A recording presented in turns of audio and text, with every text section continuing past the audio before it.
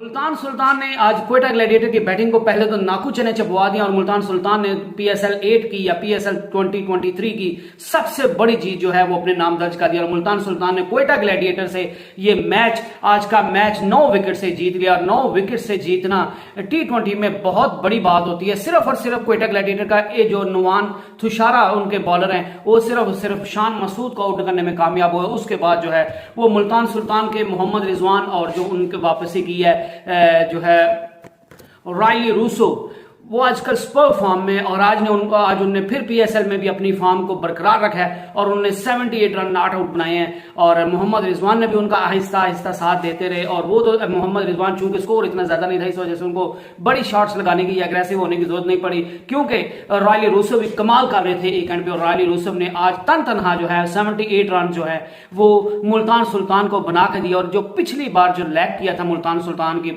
Over से लाहौर के match में वो आज रायली रूसो ने कमी उस चीज को पूरा कर दिया। मुल्तान सुल्तान 110 रन का जो टारगेट था उसको 13.3 ओवर्स में जो है वो इजीली चेज करने में कामयाब हो गया। और इसमें सबसे बड़ा हाथ जो है वो रायले रूसफ के 78 रन हैं। उसने कमाल के चौके लगाए, कमाल के छक्के लगाए। रायले रूसफ जो है अब जितनी भी T20 लीग्स खेल रहे हैं, पीएसएल जब का खेल रहे हैं, वो जिस भी टीम में जाते हैं उसको जो है वो जितवाने में बड़ा उनका अहम किरदार होता है। और आजकल रायले रूसफ जो है वो अपनी पीक पे चल रहे हैं और उनने जो है जिस भी टीम से जिस भी लीग में और जिस भी मुल्क के खिलाफ या जिस भी टीम के खिलाफ खेला है उनने अपनी बैटिंग से जो है वो दूसरी बॉलिंग लाइन को तहस नहस करके रख दिया और उनकी बॉलिंग लाइन पे झाड़ू फेर दिया और उनकी बॉलिंग लाइन को इस कदर पीटा, उनकी इस कदर बेइज्जती की है, उनको इस कदर छक्के और चौके लगाए हैं कि सब जो है वो रायले रूसफ को दाद दिए बगैर कोई भी नहीं रह पाता। इससे पहले मुल्तान सुल्तान जो था उनने पहले बॉलिंग की और बॉलिंग में जो सबसे कमाल की बात थी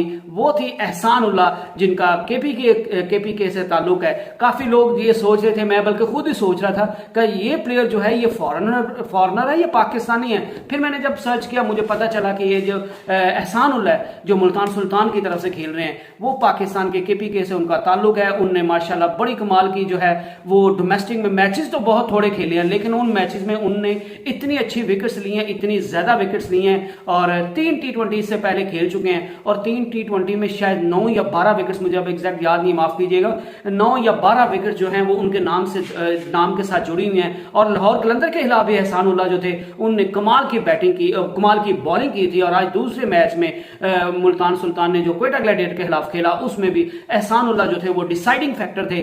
4 ओवर्स किए, 1 मेडन किया, 12 रन दिए और 5 विकेटें जो कीमती 5 विकेट जो थी वो हासिल की एहसान उल्लाह ने। और एहसान उल्लाह की इन 5 विकेट्स की बदौलत जो है वो क्वेटा ग्लैडिएटर की जो star studied batsman batting side थी वो सारी फ्लॉप, बिल्कुल नील से नील, फ्लॉप से फ्लॉप होती गई। जेसन रॉय ने थोड़ी सी रेजिस्टेंस दिखाई और उसके अलावा कोई भी हाथ कोई परफॉर्म कर नहीं पाया। और जेसन रॉय के भी उनने भी 30 से कम 28 रन आई थिंक बनाए थे, उनके भी 28 रन बेकार गए, जाया गए। उनने जो रेजिस्टेंस शो की थी वो किसी काम नहीं आई और बाकी कोई भी प्लेयर जो है वो जेसन रॉय का साथ नहीं दे पाया। और एहसान उल्लाह की कमाल की बॉलिंग के सामने कोई भी क्वेटा ग्लैडिएटर का बैट्समैन जो है वो टिक नहीं पाया। तो एहसान उल्लाह जो है वो अब उनने 2 T20 पीएसएल में खेले हैं और उन दोनों में वो कमाल की उनकी बॉलिंग सामने आ रही है। आज उनने 5 विकेट्स लिए हैं। लाहौर कलंदर के खिलाफ भी उनने अपनी बॉलिंग से, अपनी पेस से, खासकर उनके पास विकेट्स भी ले रहे हैं और उनकी पेस भी अच्छी है और हाइट भी अच्छी है। तो पाकिस्तान को अल्लाह का शुक्र है कि एक और फास्ट बॉलर जो है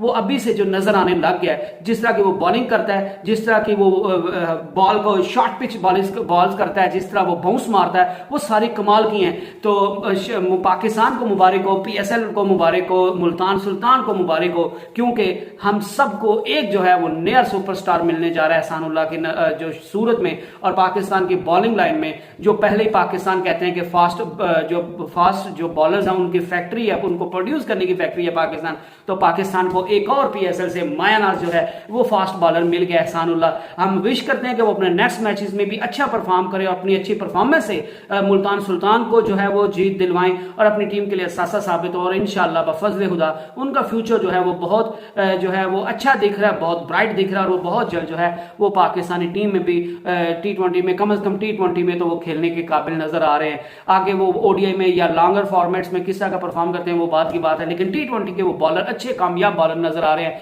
उनकी पेस अच्छी है, 150 पे भी उनकी बॉल जो थी वो क्लिक कर रही थी, इतनी उनकी स्पीड थी।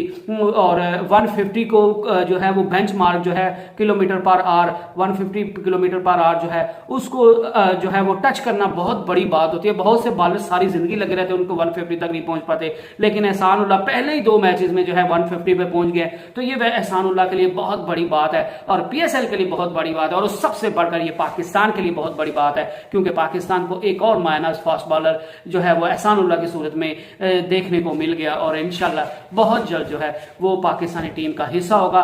और उम्मीद करते हैं कि वो अच्छी आइंदा भी परफॉर्मेंस दिखाएं। और पीएसएल 2023 की जो सबसे पहली हाल 5 विकेट्स हाल जो है वो एहसानुल्लाह के नाम पे रही हैं, और यही पीएसएल की खूबसूरती है कि पाकिस्तान में पीएसएल में लोकल टैलेंट जो है पाकिस्तान का वो मैचेस जितवाता है। उसके बरक्स आईपीएल में जो है वो उनके लोकल जो टैलेंट है वो इतने मैचेस नहीं जितवाते, उनमें जो फॉरनर सारे आए होते हैं ज्यादा मैचेस वो जितवा रहे होते हैं, चाहे अपनी बॉलिंग से जितवाएं या बैटिंग से। लेकिन पीएसएल की यही खूबसूरती और यही पीएसएल को ऊपर लेके जाती है कि पीएसएल में पाकिस्तान के लोकल प्लेयर और करंट प्लेयर्स और इमर्जिंग प्लेयर्स जो है वो पाकिस्तान की पीएसएल में अच्छा परफॉर्म करते हैं और अपनी अपनी टीम्स को जो है जितवाने में अहम किरदार अदा करते हैं। और दूसरा आज तीसरा बल्कि पहला तो उन रोले यूसुफ की कमाल की बैटिंग, एहसानुल्लाह की कमाल की बॉलिंग, और तीसरा जो है वो मोहम्मद रिजवान की जो है वो कैप्टनसी भी बड़ी कमाल की थी। आज जिस तरह की उन्होंने कैप्टनसी की है, कल के मैच को अगर आप देखें तो 46 पे 4 आउट थे, तो जो है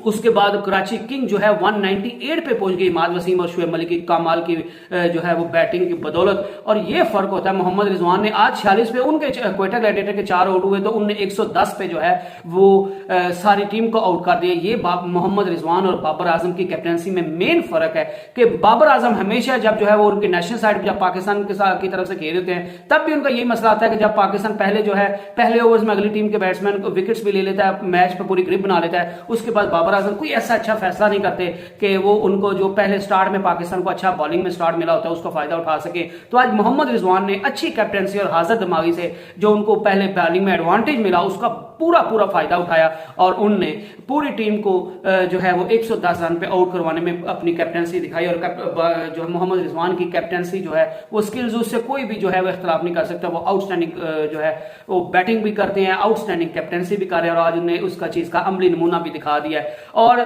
चौथी बात जो आज के मैच की खास बात थी कि क्वेटा ग्लैडिएटर की टीम जो इतनी स्टार स्टडीड थी, क्वेटा ग्लैडिएटर को सारे एक जैसे टुल्लर प्लेयर खिलाने की जरूरत क्या है, यही मसला होता है। मैं पिछले मैच में भी यही कराची किंग के लिए भी यही बोला था कि मैथ्यू वे टुल्लर, शर्जील खान टुल्लर, उस्मान खान कह रहा हूं, जो है वो बाकी उनके जो भी प्लेयर्स आए हैं वो भी दोनों तीनों टुल्लर, और उसकी वजह से कराची को कल नुकसान उठाना पड़ा। वो तो आप शुक्रिया अदा करें शुएब मलिक और इमाद वसीम का, उन्होंने आके एंड पे कराची की लाज रख ली।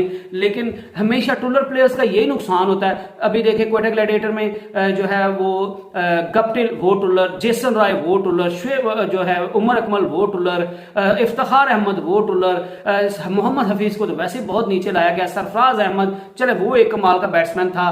तो लेकिन जब आप इतने सारे टुल्लर एक ही टीम में खिला लेते हैं तो फिर उनके चांसेस फ्लॉप होने के ज्यादा हो जाते हैं, और आपको जो है वो टीम को बैलेंस रखना चाहिए। क्वेटा ग्लैडिएटर की टीम ये किसी सूरत भी बैलेंस नहीं थी। क्वेटा ग्लैडिएटर ने बड़ी अच्छे पिक खिलाड़ी किए हैं, लेकिन उनको सही कॉम्बिनेशन कैसे सरफराज और उनकी मैनेजमेंट बना पाती है या नहीं बना पाती, और अगले मैच में उनकी क्या जो है वो उनकी क्या होती है तकनीक, क्या होती है, वो किस माइंडसेट से उतरते हैं और किस खिलाड़ी को जो है वो सिलेक्ट करते हैं। आई थिंक जो है अगले मैचेस में जो है वो चेंजेस देखनी पड़ेंगी क्वेटा ग्लैडिएटर की तरफ से। ओडियन स्मिथ जो हैं वो बहुत जल्द जो है वो क्वेटा ग्लैडिएटर को ज्वाइन करेंगे, और इसके अलावा जो है मोहम्मद हफीज और उमर अकमल को भी आप एक ही टीम में नहीं खिला सकते। आप या मोहम्मद हफीज को खिला लें या फिर उमर अकमल को खिला लें, तो बेहतर यही है कि आप उमर अकमल को खिलाएं, क्योंकि उसके अभी पाकिस्तान की तरफ से भी क्रिकेट बाकी है, और वो जो है मोहम्मद हफीज से तो कम से कम जो है वो अच्छा परफॉर्म करेगा। मोहम्मद हफीज के पास थोड़ा इसके बरक्स जो है वो बॉलिंग भी कर लेते हैं, तो उनको ये एज हासिल है। अदरवाइज मेरी जो चॉइस है, फर्स्ट चॉइस जो है, अगर हफीज और उमर अकमल की बात की जाए तो उमर अकमल डेफिनेटली खेलने चाहिए। और इसके अलावा जो है कार्लस ब्रैथवेट, आई थिंक जो है वो कार्लस ब्रैथवेट, सॉरी वो मुल्तान सुल्तान ने शायद खरीदी है। ओडियन स्मिथ है, और एक और भी जो है हसरंगा, शायद क्वेटा ग्लैडिएटर ने आई थिंक हसरंगा को खरीदा हुआ है, तो हसरंगा भी बहुत जल्द जो है वो क्वेटा ग्लैडिएटर को जो है वो ज्वाइन कर लेंगे। तो उसके बाद जो है क्वेटा ग्लैडिएटर को अपनी बैलेंस टीम बनानी है। और जब क्वेटा ग्लैडिएटर अपना बैलेंस टीम बनाने में कामयाब हो गया तो फिर क्वेटा ग्लैडिएटर की जो है वो टीम ऊपर से ऊपर जाएगी, क्योंकि आप इस तरह के सारे एक जैसे प्लेयर जो है ना आप सारे एंकरिंग वाले खिला सकते हैं, ना आप सारे टुलर खिला सकते हैं, ना आप सारे ऑलराउंडर खिला सकते हैं। आपको कोई भी मैच जीतने के लिए मैच टू मैच आप एक तो आपको उसको डीपली सोचना चाहिए, वर्क करना चाहिए, अगली टीम की कमजोरियों को देखना चाहिए। और ये तो अभी हाल है कि अभी जोश लिटल नहीं आए मुल्तान सुल्तान के, वेन पार्नर नहीं आए, और शाहनवाज दानी जो उनके मेन बॉलर थे जो उन्हें पिक किए हुए थे, अभी तो उनकी गैर मौजूदगी में उनने इतनी अच्छी बॉलिंग दिखा दी है। और अगर वो होते, वेन पार्नर भी होते, जोश लिटल भी उनके पास होते और शाहनवाज दानी भी होते, तो फिर वो आपका क्या हशर करते, क्वेटा ग्लैडिएटर वालों का क्या हशर करते, ये सबको जो है वो पता चल जाता। लेकिन हम उम्मीद करते हैं कि शाहनवाज दानी, जोश लिटल और जो वेन पार्नर है वो बहुत जल्द जो है वो टीम को कह रहा हूं, वो बहुत जल्द इंजरी से खुद को फिट कर ले और अपने आने वाले मैचेस में वो खेले। तो ये क्वेटा ग्लैडिएटर को बस जो काम करने वाला कि इनको सही टीम बनानी है, इनको सारे एक जैसे प्लेयर निकलाने हैं। और जिस दिन क्वेटा ग्लैडिएटर जो है इनको बॉलिंग में मसला नहीं, क्योंकि मोहम्मद हसनैन और शाहनवाज दानी और एक वो जो आज बॉलर था वो जिसका मलिंगा की तरह का एक्शन है, मुझे वो नाम भूल गया, नाम मुझे भूल गया, वो जिसने आज विकेट ली शान मसूद की, वो बॉलिंग में अच्छे हैं, इनके पास स्पिनर भी है, मोहम्मद नवाज भी है, इनको बॉलिंग में कोई मसला नहीं। लेकिन इनको बैट्समैन जो है वो सोच समझ के बैट्समैन पिक करने हैं कि किस खिलाड़ी को किस जगह पे वो सही फिट हो रहा है, कौन सा खिलाड़ी हमें जो है वो फायदा दे सकता है और किस खिलाड़ी का हमें नुकसान होगा। क्वेटा ग्लैडिएटर को अगले मैच में बस यही सोच के आना है, मे the better teams win the next matches. और क्वेटा ग्लैडिएटर बाउंस बैक जरूर करेगा और हम सब की ख्वाहिश है कि क्वेटा ग्लैडिएटर जो है वो बाउंस बैक स्ट्रांगली करे। Stay with us, stay tuned, Allah Hafiz.